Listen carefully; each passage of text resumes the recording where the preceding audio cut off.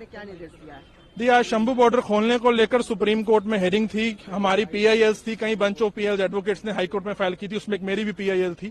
आज इस 10 जुलाई को हाई कोर्ट ने एक्सपेरिमेंटल बेसिस पे शंभू बॉर्डर को खोलने के ऑर्डर किए थे, पर अनफॉर्चुनेट है, दुर्भाग्यपूर्ण है कि हरियाणा सरकार ने सुप्रीम कोर्ट में उस आदेशों की चुनौती दी। मैं हाईकोर्ट के देशों का स्वागत करता था, पर आज सुप्रीम कोर्ट ने एक अच्छा निर्णय लेते हुए इसमें कमेटी कंस्टिट्यूट करने का काम किया है और कहा है कि एक इंडिपेंडेंट लोगों की कमेटी बनाई जाए जिसमें सीनियर एडवोकेट्स हों, और इसमें सजेशन मांगे गए हैं यूनियन की तरफ से भी और स्टेट काउंसिल की तरफ से भी, और जो हम पीएल फाइल जिन्होंने किया उनकी तरफ से भी, कि एक सबकी जो किसानों के मसले हैं उनका हल हो ताकि शंभू बॉर्डर खाली करें। और दूसरा, मैंने आज कोर्ट से मांग की कि गाइडलाइन इशू की जाए, कोई भी नेशनल हाईवे को किसी भी कीमत पर ब्लॉक ना करे। तो जो जस्टिस ने सूर्यकांत जी, दीपांकर दत्ता जी, उज्जवल भुइयार जी ने कहा है कि अगली डेट पर गाइडलाइंस को लेकर भी कोर्ट में चर्चा की जाएगी। और मैंने बताया कि मैं अंबाला से आता हूं, अंबाला का जो कारोबार है व्यस्त हो चुका है, अंबाला के कारोबारी सड़कों पर आ चुके हैं, अंबाला का जो 60% का जो व्यापार है अंबाला का खत्म हो चुका है, 60% लोग अनएम्प्लॉयड हो चुके हैं अंबाला में। तो सुप्रीम कोर्ट को तमाम बातें हमने आज बताई हैं।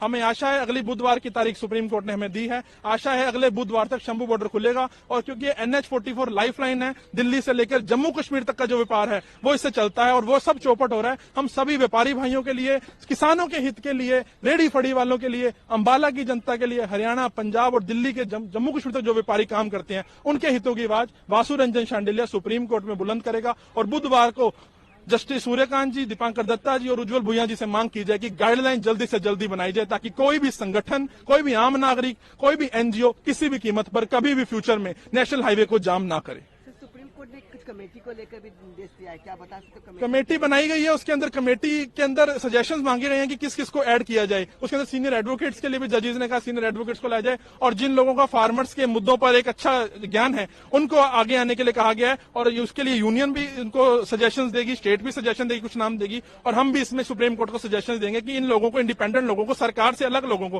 क्योंकि लोग परेशान हैं।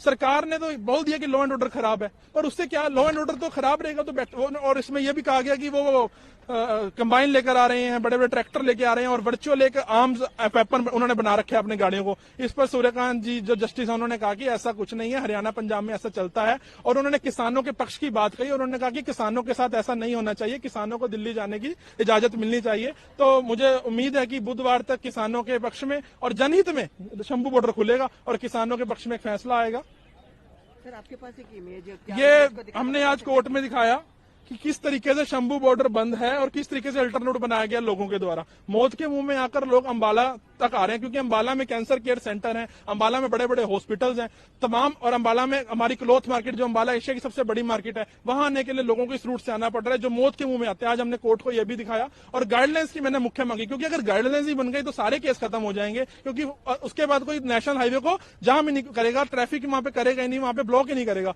सरकार भी कहीं ना कहीं वायलेशन कर रही है, आज हमने ये भी इसको बताया। हमें उम्मीद है कि बुधवार तक इस मामले में सुप्रीम कोर्ट की तरफ से कुछ जनहित का फैसला आएगा और इस रोड को खोलने के आदेश दिए जाएंगे। एक बार इमेज आप दिखा सकते हैं?